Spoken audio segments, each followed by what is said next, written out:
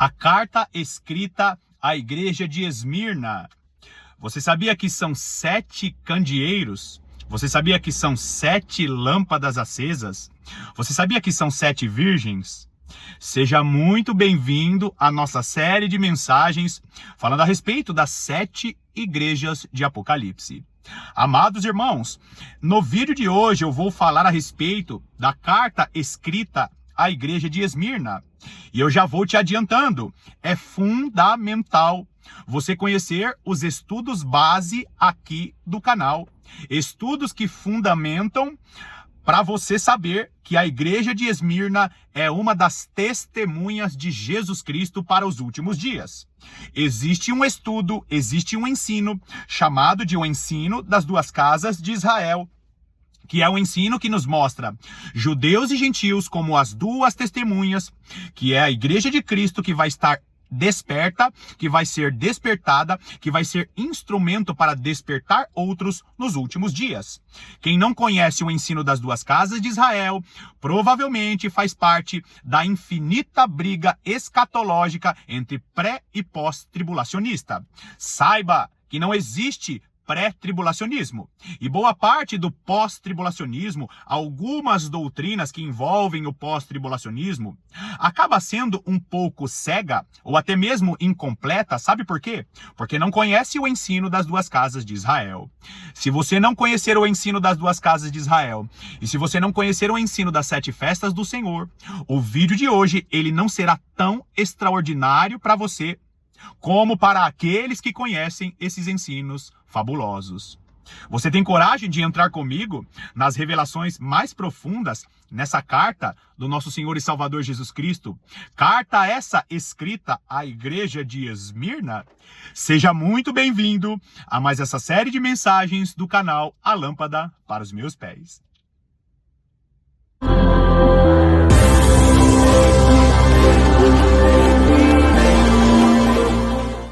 É muito importante que você assista aos vídeos anteriores, porque no vídeo anterior eu falei a respeito da carta escrita à igreja de Éfeso. Eu deixei nesse vídeo informações importantes para esse vídeo aqui. E também os vídeos complementares que foram postados antes do vídeo sobre a carta escrita a Éfeso. Amados, é fundamental conectar todos os estudos, todos os ensinos que eu tenho mencionado aqui. Por quê? Porque revelações simples, que são revelações para a salvação, essas revelações estão claras e patentes aos olhos, ao entendimento de todas as pessoas.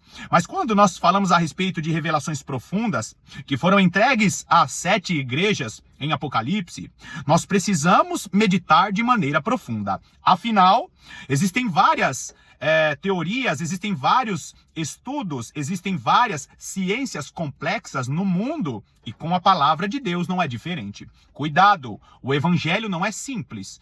Jesus Cristo é simples. A mensagem da salvação é simples, mas o evangelho é um evangelho eterno, e nesse evangelho contém uma profundidade, porque nós veremos hoje aqui, nessa carta escrita à igreja de Esmirna, que o evangelho é profundo e Deus está revelando pérolas para as pessoas que estão buscando essa profundidade. Agora, a carta escrita à igreja de Esmirna é uma carta extraordinária, amados irmãos. Sabe por quê? Porque nós precisamos conectar todos os estudos. E quando nós conectamos o estudo das duas casas de Israel, o ensino das 7 festas do Senhor, nós vamos encontrar as 7 virgens reveladas na parábola das virgens, que na verdade é conhecida como a parábola das 10 virgens, só que na realidade são 12 virgens. E no nosso estudo aqui, falando a respeito do mistério das 12 virgens, eu explico para você por que são 12 virgens. E você precisa entender que das 12 virgens, 5 vão para a condenação eterna, acabam se desviando dos caminhos do Altíssimo, e sobram 7 virgens, que são essas virgens descritas como 7 igrejas em Apocalipse. Outro detalhe, você precisa saber que dessas 7 virgens, que são as 7 igrejas de Apocalipse, nós encontramos a plenitude do corpo de Cristo, e dessas 7 virgens, 2 virgens não recebem repreensão nenhuma. Sabe por quê? Porque a igreja que hoje está no anonimato, E essa é a igreja composta por judeus e gentios e a igreja que passa pela grande tribulação. E eu preciso mostrar para você o porquê que as duas igrejas não recebem repreensão. E eu vou mostrar para você no vídeo de hoje a conexão com a lei, com os salmos e os profetas, para mostrar para você que tudo aquilo que foi revelado no livro de Apocalipse, eu não posso apenas olhar para o original grego, eu não posso apenas fazer um estudo baseado na língua grega, na tradução, né, que foi traduzido o Novo Testamento para o grego, eu não posso pegar estudos profundos, estabelecer doutrinas ou pelo original grego, ou que é pior, a maior parte dos estudos usam o silêncio das escrituras para estabelecer doutrinas. Cuidado com isso. Entendendo muito bem isso, nós olhamos para a palavra de Deus e o relato começa em Apocalipse capítulo 2, versículo 8, diz assim: ao anjo da igreja em Esmirna escreve. Bom, primeira coisa, nós precisamos ter em mente que essa igreja, ela foi uma igreja que não recebeu repreensão, não apenas porque na época do apóstolo João, ela era uma igreja exemplar. Na verdade, a igreja de Esmirna, ela tipifica uma das duas testemunhas, que é a igreja nos últimos dias. Por quê? Porque Deus está separando um povo no anonimato que vai pregar a palavra de Deus para a salvação daquele que não conhece a Cristo e também para o despertar da igreja que está dormindo. É por isso que na parábola das virgens existe o grito da meia-noite e aquelas duas virgens não são identificadas e nós só conseguimos identificar as virgens que gritam à meia-noite porque essas virgens estão conectadas com a lei, os salmos e profetas. Mateus capítulo 25, no versículo 13, aliás, dos versículos 1 até o versículo 13, nós vamos encontrar ali a parábola das virgens. No versículo 5 e no versículo 6 tem códigos que nos conectam à lei, os salmos e os profetas para nos mostrar o porquê que essas virgens gritam à meia-noite, só que elas não são citadas como virgem. Por quê? Porque a igreja dos últimos dias, ela não será erguida, levantada por um apóstolo ou um profeta que será destaque. Na verdade, a igreja dos últimos dias que dá o grito da meia-noite é uma igreja que está no anonimato. É muito mais importante a mensagem do grito da meia-noite do que as próprias pessoas. A carta escrita à igreja de Esmirna foi uma carta especialíssima. Sabe por quê, queridos? Porque aqui mostra a tipificação de uma igreja que busca a presença de Deus. A palavra Esmirna significa mirra ou cheiro suave. A cidade de Esmirna ficava a uns 55 quilômetros ao norte de Éfeso e também era um ponto marítimo muito próspero. Sua riqueza fez com que disputasse com Éfeso a honra de ser a principal cidade da Ásia. Atualmente, no lugar de Esmirna, existe a cidade de Izmir, que fica na região da Turquia. Na cidade havia plantações de mirra, uma das mais finas especiarias da época. Daí o nome Esmirna, que significa cheiro suave ou também significa mirra. Esmirna tinha ajudado Roma muito antes de ela se tornar potência mundial. Em 195 a.C., seu governante ergueu um templo à deusa Roma, onde o imperador também era adorado. Em 26 a.C., diversas cidades competiam pela construção de um templo ao imperador Tibério, mas somente Esmirna teve esse privilégio. Ali havia colônias de judeus que eram muito hostis aos cristãos, e eles recebiam apoio das autoridades civis. Judeus e pagãos se uniram e pediram a morte do bispo da igreja. Lembra o famoso Policarpo, que foi martirizado na fogueira? Inclusive, amados irmãos, eu quero sugerir esse estudo. Estude a respeito do bispo da igreja de Esmirna, o grande Policarpo, que é uma grande figura de uma igreja que será perseguida, mas usada com grande poder e graça nos últimos dias. A igreja ali fundada era fruto das atividades missionárias de Paulo na Ásia e parecia ser muito saudável espiritualmente, já que na carta não há nenhuma palavra crítica de condenação e nenhuma palavra contrária ao comportamento da igreja. A igreja de Esmirna, amados irmãos, é uma igreja que ela era poderosa por causa da graça graça essa recebida também pelo esforço da igreja e pelo seu engajamento em buscar a presença de Deus. O versículo 8 diz que ao anjo da igreja em Esmirna escreve: essas coisas diz o primeiro e o último, que esteve morto e tornou a viver. Eu preciso que você preste bastante atenção, porque nas cartas escritas no livro de Apocalipse, nós vamos encontrar termos que nos conectam à lei, os salmos e os profetas. Esse termo aqui, primeiro e o último, é um termo que não é para ser avaliado e estabelecida uma doutrina a partir do original grego. Você precisa pegar esse termo, primeiro e último, e saber que revelação é essa que o Espírito do Senhor está dando o link para o apóstolo João. Quando você olha para esse termo primeiro e último, o texto nos lança para duas passagens específicas do livro de Isaías. Olha comigo em Isaías capítulo 48, nós vamos ler dos versículos 12 ao 17. Preste atenção, quem conhece os ensinos aqui, sabe muito bem que esse texto escrito à igreja de Esmirna está nos conectando com o ensino das duas casas de Israel. É por isso que Esmirna é uma das duas testemunhas. Por quê? Porque as duas testemunhas é a igreja formada por judeus e gentios, e Deus escolheu o termo duas testemunhas para nos mostrar o plano que ele executou para salvar judeus e gentios. Isaías capítulo 48, eu vou ler para você a partir do versículo 12, que diz assim: dai-me ouvidos, ó Jacó, e tu, ó Israel, a quem chamei. Eu sou o mesmo, sou o primeiro e também o último. Agora, o apóstolo João faz isso no livro de Apocalipse. O apóstolo Paulo faz isso em várias cartas. Nós encontramos isso nas epístolas, que é o quê? Que é um termo que nos conecta com a lei, os salmos e profetas. Mas cuidado! Eu poderia parar aqui e te dar qualquer explicação. Só que você precisa entender o contexto. Para quem o apóstolo João e para quem o profeta Isaías está falando.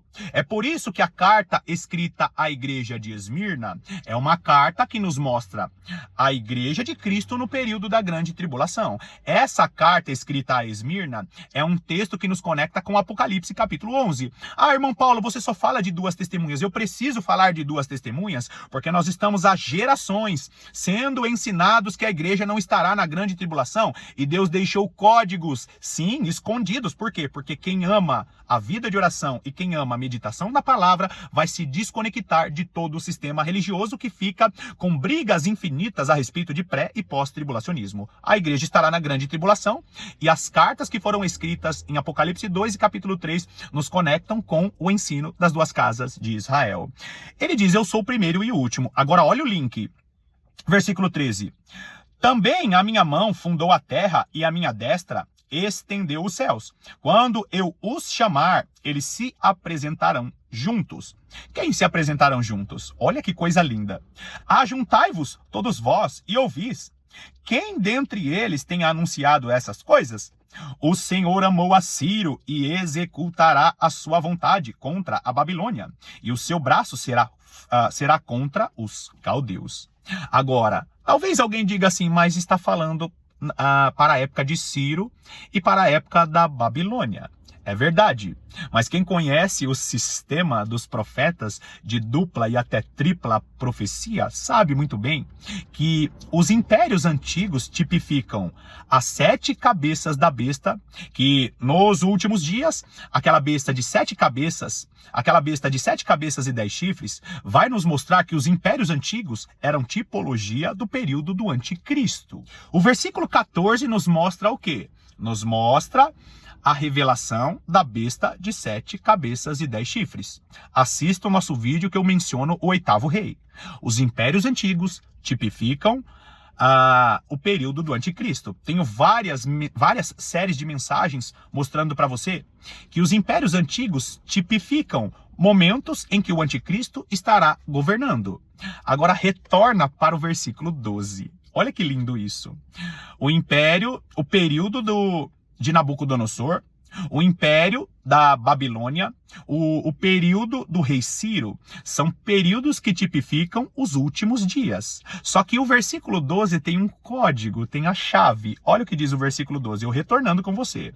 Dai-me ouvidos, ó Jacó, dai-me ouvidos, ó Jacó, e tu, ó Israel.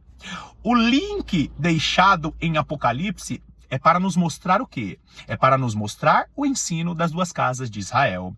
Esse texto aqui em Isaías é um texto que nos mostra o período da grande tribulação. E como eu menciono em quase todos os vídeos, se você conhece quem é Israel e quem é Jacó, você sabe muito bem que o reino dividido antigo, reino do sul e reino do norte, nos mostram o plano de Deus para a salvação de judeus e de gentios. Judá e Israel é justamente as duas virgens que vão ser tipificadas pelas duas igrejas que estão sendo despertadas nos últimos dias. Agora, esse termo, sou o primeiro e também o último, é um link que também está nos conectando com Isaías capítulo 44.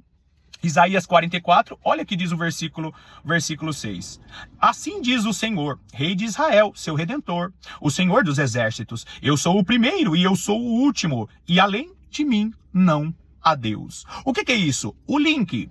Ele se posiciona porque ele é o Redentor. Você sabe muito bem que existem termos para mencionar o Messias no Antigo Testamento. E ele diz, Rei de Israel, seu Redentor. A palavra Redentor aqui nos remete também ao Messias, que até então não tinha sido revelado. Agora, eu quero que você entenda o contexto. Os profetas que são mencionados no livro de Apocalipse, os links deixados no livro de Apocalipse, são links que nos conectam com os profetas, mas eu não posso ler um versículo isolado. Leia todo o texto de Isaías 44, e nós vamos encontrar isso também em Isaías 43. O versículo 6 que está sendo mostrado para você aí na tela, é um versículo que nos mostra o mesmo termo de Apocalipse, sim ou não? O mesmo termo dado à igreja de Esmirna. Mas olha o contexto, olha o versículo 1. Agora, pois, ouve, ó Jacó, servo meu, ó Israel, a quem escolhi. Como assim? O texto está nos mencionando, o contexto está nos mencionando que esse termo, eu sou o primeiro e o último, foi escrito a Jacó e foi escrito a Israel. O texto de Isaías capítulo 44 é um texto que menciona as duas casas de Israel. Se você conhecer a história, toda a história da divisão do reino, quem é Jacó e quem é Israel, você sabe muito bem que do reino do sul, do reino mencionado aqui como Jacó, saiu a salvação dos judeus. E do reino que é mencionado como Israel, que depois se torna o reino de Efraim, cuja capital era Samaria, o chamado reino do norte, dali sai a salvação dos gentios. O que é isso? O ensino das duas casas de Israel, que nos mostra a salvação de judeus e de gentios. Ou seja, quando Isaías menciona o mesmo termo dado para a igreja de Esmirna, o que ele está nos mostrando? Que o ensino das duas casas de Israel nos conecta com Apocalipse capítulo 11. Apocalipse capítulo 11 é a revelação das duas testemunhas do período da grande tribulação. Primeiro período de 7 anos é um período de uma aparente calma, tranquilidade, ninguém pode tocar nas duas testemunhas. Aí o texto avança, quando essas duas testemunhas começam a pregar de uma maneira mais incisiva, começa a despertar a igreja que está dormindo, começa a despertar as 5 virgens, as 5 igrejas que estão no sistema. Aí sabe o que vai acontecer? Os 3 anos e meio finais, que é chamado de a grande tribulação, acontece a grande perseguição, porque Deus está despertando as suas duas testemunhas. Este aqui é o contexto. Depois leia todo o texto de Isaías 44 e todo o texto de Isaías 48. Esse termo, eu sou o primeiro e eu sou o último, é um link. Agora, a carta escrita a Esmirna é uma carta cheia de links. Volta lá comigo em Apocalipse capítulo 2. Ainda no versículo 8. Por quê? Porque ele diz, estas coisas diz o primeiro e o último, ou seja, os links que eu acabei de mencionar para você, que esteve morto e tornou a viver. Agora, aquele primeiro e último mencionado no livro de Isaías é o primeiro e último que está sendo mencionado aqui no livro de Apocalipse. Sabe o que o texto está dizendo? Que Jesus já era o mistério escondido. Por quê? Porque ele estava morto e tornou a viver. Ou seja, o Redentor da nossa vida, o Redentor da nossa alma, é aquele que estava morto e passou a viver. O que significa isso, irmão Paulo? Significa que o texto está mostrando que aquele Redentor de Isaías capítulo 48 é o próprio Senhor e Salvador, Jesus Cristo. A revelação daquele que é o nosso Redentor. Versículo 9. Conheço a tua tribulação, a tua pobreza, mas tu é rico. E a blasfêmia dos que a si mesmos se declaram judeus e não são, sendo antes sinagoga de Satanás. Agora, quando você entende que as duas testemunhas são judeus e gentios, você vai ver palavras específicas sendo dadas aos judeus. Você sabia que existem judeus hoje, em 2026, por exemplo, que são sinagogas de Satanás? O que é isso? Existem vários canais aqui no YouTube, por exemplo, de judeus que se intitulam judeus messiânicos, mas estão tentando levar os gentios à lei de novo. Judeus que mencionam que é preciso circuncidar em pleno 2026. Existem muitos gentios que estão se circuncidando. Existem vídeos aqui na internet de judeus chamados de judeus messiânicos que fazem uma oposição a alguns escritos de Paulo, como se Paulo estivesse registrado, ou como se tivesse sido registrado, Paulo contrariando os ensinos do Messias. O que é isso? Eles colocam os ensinos de Paulo contra a lei, os salmos e profetas. Ou seja, muitos hoje se declaram judeus que servem a Yeshua, mas na verdade são sinagogas de Satanás.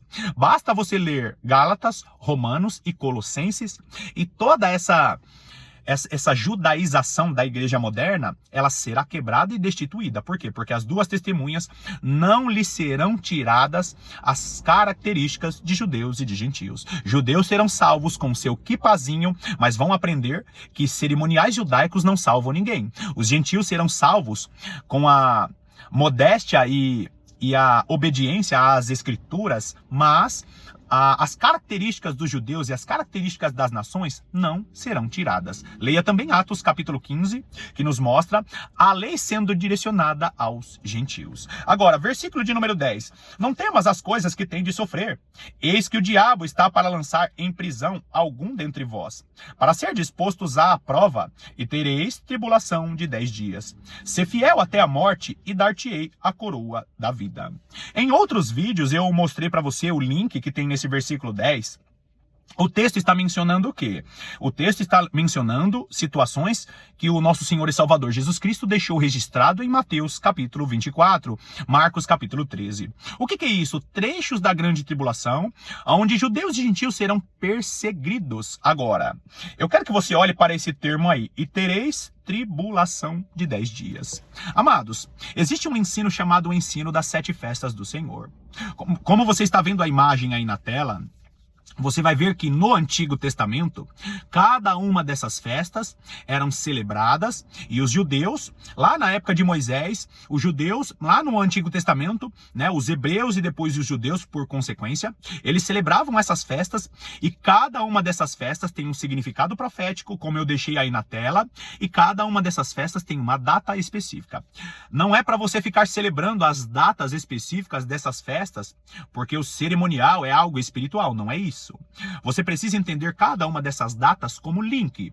Por exemplo, o período da grande tribulação é representado pela festa das trombetas. Jesus Cristo cumpriu cada uma dessas festas, só que através da igreja, Jesus Cristo ainda não cumpriu as últimas 3 festas. Nós estamos vivendo o período da festa de Pentecostes, só que vai acabar o período da festa de Pentecostes, e quando começar a grande tribulação, se inicia o período da festa das trombetas.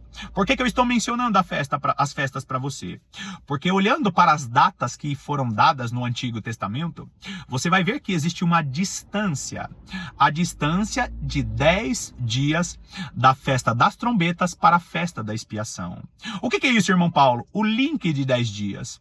Você sabia que existe um link de 10 dias que nos conectam com a festa das trombetas? A festa das trombetas era celebrada no mês 7. E aí você vai ver que 10 dias depois era celebrada a festa da expiação. Existia ali uma distância de data da festa das trombetas para a festa da expiação. E existia uma distância de datas da festa da expiação para a festa dos tabernáculos. O que significa isso? Que cada acontecimento após a tribulação nos conectam com um link, ou seja, os 10 dias mencionados no Antigo Testamento, esses 10 dias, que era a distância da festa das trombetas para a festa da expiação, é o link. Não é que a grande tribulação será de 10 dias, só que existe um link esse é um link. Assim como o termo o primeiro e o último é um link, esses 10 dias de tribulação é um link para a igreja dos últimos dias. Como assim? O número 10 significa plenitude entre os homens. O número 7 é plenitude de Deus, é a perfeição de Deus. Só que o número 10 representa plenitude entre os homens, ou seja, o número 10 é o link da plenitude da tribulação. E quando você olha para as 7 festas do Senhor, você vai ver que do início da festa das trombetas para a festa da expiação, existia ali um espaço de 10 dias para essa celebração. Esse número 10 é um link para que eu e você que meditamos de maneira profunda na palavra de Deus pudéssemos entender, o que foi registrado para a igreja de Esmirna é que o período da grande tribulação representa a festa das trombetas, e esse número 10 nos conectam com a expectativa da volta de Jesus, que é a festa da expiação. Quem conhece o ensino das 7 festas do Senhor de maneira profunda, já sabe muito bem o que eu estou dizendo. Agora, versículo de número 10 ainda, ele diz, ser fiel até a morte e dar-te-ei a coroa da vida. O que é isso? A expectativa da volta de Jesus. Nós estaremos no período da grande tribulação, caso estejamos vivos ainda nesse período. A igreja estará no período da grande tribulação, não porque deseja, não porque gosta, mas porque está escrito. A igreja estará na expectativa de receber a coroa da vida. Versículo 11. Quem tem ouvidos, ouça o que o Espírito diz às igrejas. O vencedor de nenhum modo sofrerá o dano da segunda morte. Eu poderia falar aqui a respeito do dano da segunda morte, né? Por isso que as portas do inferno não prevalecerão contra a igreja. O texto mencionado nos evangelhos pelo nosso Senhor e Salvador Jesus Cristo dizendo o seguinte: aquele que recebe Jesus como Senhor e Salvador não sofrerá o dano da segunda morte, ou seja, esse corpo mortal ele pode até sofrer, mas quem tem Jesus Cristo como Senhor e Salvador sabe que vai ressuscitar dos mortos. Assim como Jesus Cristo foi a primícia dos que morreram para a vida eterna, nós ressuscitaremos também. Aqui também entra o link do ensino das 7 festas do Senhor, quando nós compreendemos o significado da festa das primícias que nos conectam com a festa das trombetas, primícias que nos conectam com a festa de Pentecostes, eu falei errado, como você viu na lista, primícias que representam a ressurreição. Nós vivemos uma novidade de vida na expectativa da ressurreição dos mortos. Quem não conhece o ensino da ressurreição dos mortos, certamente vai ficar brigando por momento de arrebatamento. Eu pergunto para você, será que você faz parte da igreja de Esmirna? Será que você é uma das testemunhas que está acordada para compreender que a lei, os salmos e os profetas nos revelam situações da grande tribulação?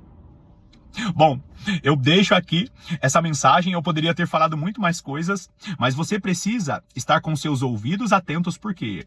Porque a igreja de Cristo, que não vai dormir em nenhum momento, é uma igreja que tem vida de oração. Quem tem vida de oração está produzindo o azeite para abastecer a lâmpada. E quem lê a Bíblia com frequência tem um recipiente, porque quem ora recebe azeite para abastecer a lâmpada e para estar com seus olhos atentos para a escuridão que se aproxima das nações. No próximo vídeo nós estaremos falando a respeito da igreja de Pérgamo. Você sabia que Deus deixou preciosidades a respeito dessa igreja também mencionada em Apocalipse? Obrigado mais uma vez pela sua companhia. Que o Altíssimo te abençoe de maneira profunda. E eu estarei aqui te aguardando para as próximas meditações. Até lá!